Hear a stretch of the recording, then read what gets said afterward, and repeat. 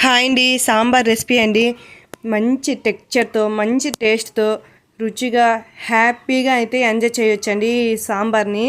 కొన్ని మధ్యలో టిప్స్తో అయితే చెప్తానండి. అయితే ఈ వీడియో లాస్ట్ వరకు చూసేయండి. 1 కప్పు కందిపప్పు తీసుకుంటే 1/2 కప్పు పెసరపప్పు అయితే తీసుకోండి. ఏదైనా మెజర్మెంట్ తీసుకోండి. పెసరపప్పు వేయడం వల్ల టేస్ట్ అయితే చాలా బాగుంటుందండి. కుక్కర్ అయితే విజిల్కి అయితే పెట్టండి. 3 విజిల్స్ వచ్చాక ఆఫ్ చేసేయండి. ఈలోపు అయితే కాస్త చింతపండు అయితే నేనైతే నానబెట్టుకుంటున్నానండి.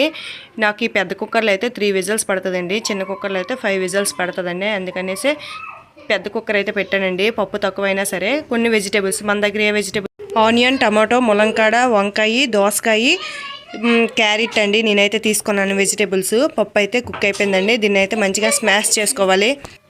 పప్పు స్మాష్ అయిపోయాక దీన్ని అయితే మనము పక్కన పెట్టుకుందామండి. ఇప్పుడు వేరొక బాండీలో ఆయిల్ వేసుకొని ఆవాలు, జీలకర్ర, పచ్చిమిర్చి, కరివేపాకు వేసుకొని ఒకసారి ఫ్రై చేసుకోవాలండి. నెక్స్ట్ ఏమో ఆనియన్స్ అయితే వేసుకొని ఫ్రై చేసుకోవాలండి. ఇవైతే పెద్దగా ఫ్రై అవ్వక్కర్లేదండి. 50% కుక్ అయితే చాలండి. నెక్స్ట్ టమాటో యాడ్ చేసుకొని టమాటో అయితే మంచిగా మగ్గేటట్లయితే మనం అయితే ఫ్రై చేసుకోవాలండి. మూత పెట్టినట్లయితే చాలా వేగంగా మగ్గిపోతాయండి. ఇలా మంచిగా మనకి మగ్గినాక వెజిటేబుల్స్ అన్నీ మనము వేసుకొని కలిపి మూత పెట్టుకోవాలండి.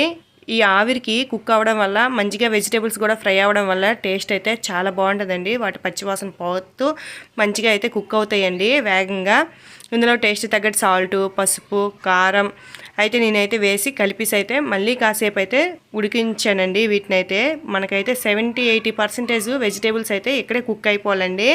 నాకైతే మంచిగా అయితే కుక్ అయిపోయండి వెజిటేబుల్స్. కుక్ అయిపోయి అనే టైంలో అయితే నేను ఇదే టిప్ అండి. ఇందులో మంచిగా కుక్ అయిపోయిన టైంలోనే మనం పప్పు వేసి మంచిగా వెజిటేబుల్స్కి పట్టేటట్లు మనమైతే పప్పునైతే ఫ్రై చేయాలండి. కలుపుతూ మంచిగా చూడండి ఎంత రంగులో ఎలా అయితే కలిసిపోయా అలా ఫ్రై చేసుకున్నాక మనము పులుపునైతే యాడ్ చేసుకోవాలండి. ఇప్పుడు పులుపు అయితే యాడ్ చేసుకొని మనకైతే వాటర్ అయితే పడతాయండి. నేనైతే 1 లోటా వాటర్ అయితే వేసుకున్నానండి. వేసుకొని మరిగించుకున్నానండి. ఇందులో టిప్ చెప్తాను కదండి. బాగా మరిగేటప్పుడు మనము ధనియాల పౌడర్ వేసినట్లయితే మంచి టేస్ట్తో చాలా బాగా అయితే సాంబార్ అయితే మనకి రెడీ అవుతుందండి. ఇలా సాంబారు ఇలా మరుగుతే ఎప్పుడు మరుగుతుందో అప్పుడే మనకైతే చాలా మంచి రుచిగా అయితే సాంబార్ అనేది రెడీ అవుతుందండి. మరిగేటప్పుడు కాస్త కొత్తిమీర వేసుకొని స్టవ్ ఆఫ్ చేసేయండి. ఆఫ్టర్ కాసేపు వదిలేసినాక మనకి సాంబార్ అనేది కొంచెం థిక్గా కూడా వస్తుంది. కలర్ కూడా చేంజ్ అవుతుందండి. చాలా బాగుంటుందండి సాంబార్ రెసిపీ అనేది. మీకు కూడా నచ్చినట్లయితే లైక్ చేయండి, షేర్ చేయండి, సబ్స్క్రైబ్ చేయండి. Thank you for watching.